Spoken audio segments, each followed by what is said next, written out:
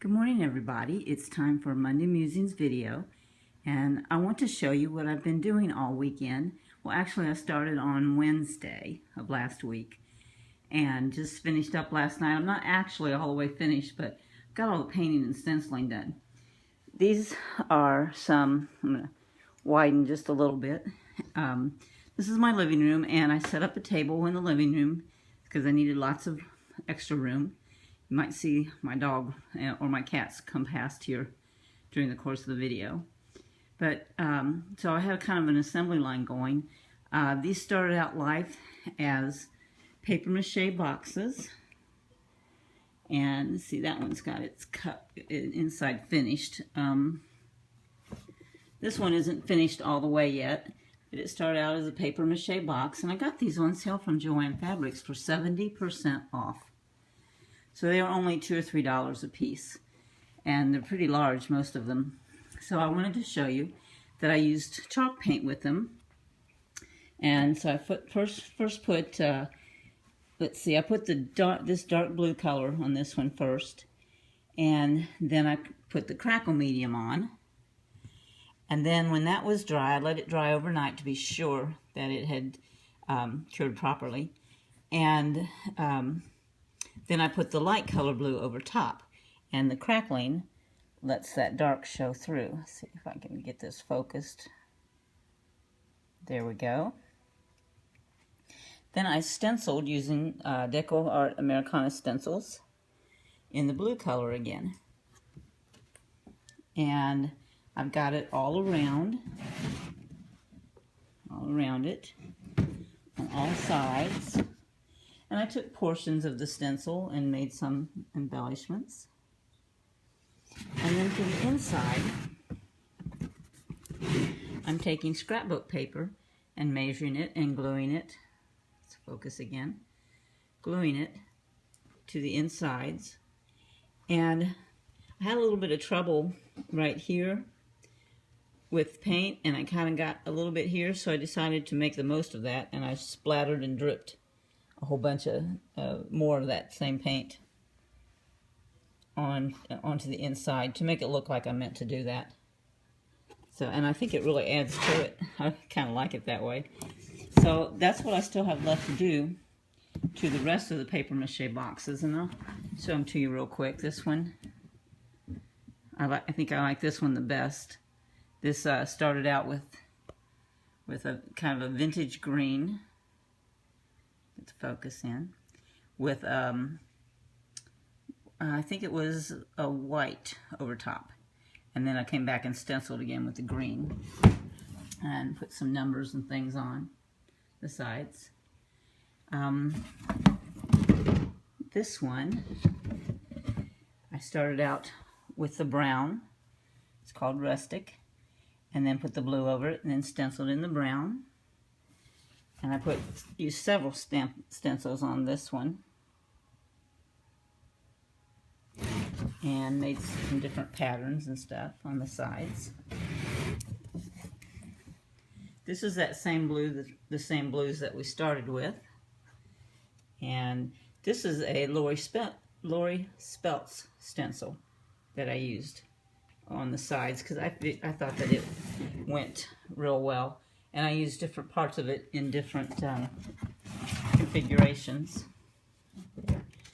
So, sorry, I don't mean to make you dizzy. This one I painted black, and then pink, and then stenciled in black. And that's two different parts of Lori Speltz's stencil there, and then put some fleur-de-lis. Oh, and I also did the bottom of this one. Okay, then, let's see, these two boxes were smaller, and they started out white, so I did them a little differently. I did stencil the inside of this, but I'm going to put some paper on the inside part, this part of it. And I made these a little more dainty. This one kind of could be used for a little girl, maybe. So, making you dizzy, sorry. This one started out white, the same way, and the way I did it was that I painted it in this kind of a light reddish violet, and then I put gray over top of the crackle. Let's see if I can focus nicely for you. There you go. Then I used an American Crafts Cherry Blossom stencil to stencil in the purple, and then when that was over, or was dry, then I used that same stencil again and offset it just by a little bit and stenciled over top of that. And I really, really like the look of this, how this came out. Let's focus again. Because it looked kind of pretty, but it kind of melted away. There wasn't anything to grab your attention before the white. And then now that I put the white on, all of those 3 layers just really work together really well. So I'm really pleased with that. So I put that on the inside as well, and we'll do paper, matching paper on the insides. And I did all around the sides of the box the same way. So I don't think I did the bottom. Nope. Okay, so those are the paper mache boxes that I bought on clearance. And then, let's move these out of the way. The state of my table is terrible. This is a work table, and it's got lots of paint stains on it, and I don't care because this is a work table. So now this is a yard sale find, and it was that old kind of, remember the country pink and country blue from the 80s, I believe it is. So that I bought this for $1 at a yard sale, and I put that dark blue on it, and then the crackle medium. Can't really see in there because of the daytime light in this room. There we go, a little bit. So I did all of that on the insides and then on the outsides. And then I took some portions of stencils and stenciled all around it.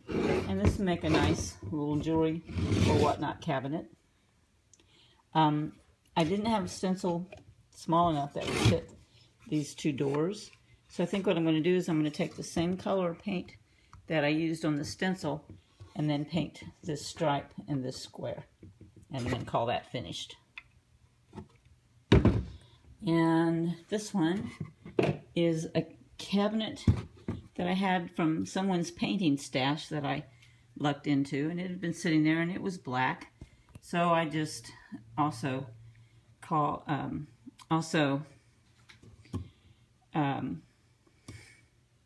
painted it black with the chalk paint, and then put pink over top, and then stenciled all around it. I like my sides in front. I'm not so sure I like this back stencil, but there it is. Okay, and then I have these 2 little things that I got somewhere, just don't really even know where. And so I used the light blue on it, and then kind of a creamy color, and then use that same light blue to stencil with. And this can be just about anything you want it to be. You can store different things, house or garden. And this last one I bought on clearance, and it was white with some kind of a design on this side, so I covered it all in black and then white. And then this area is kind of a chalkboard kind of area, so I covered it with chalkboard paint, and then I'll write a little message in chalk and include the chalk with it.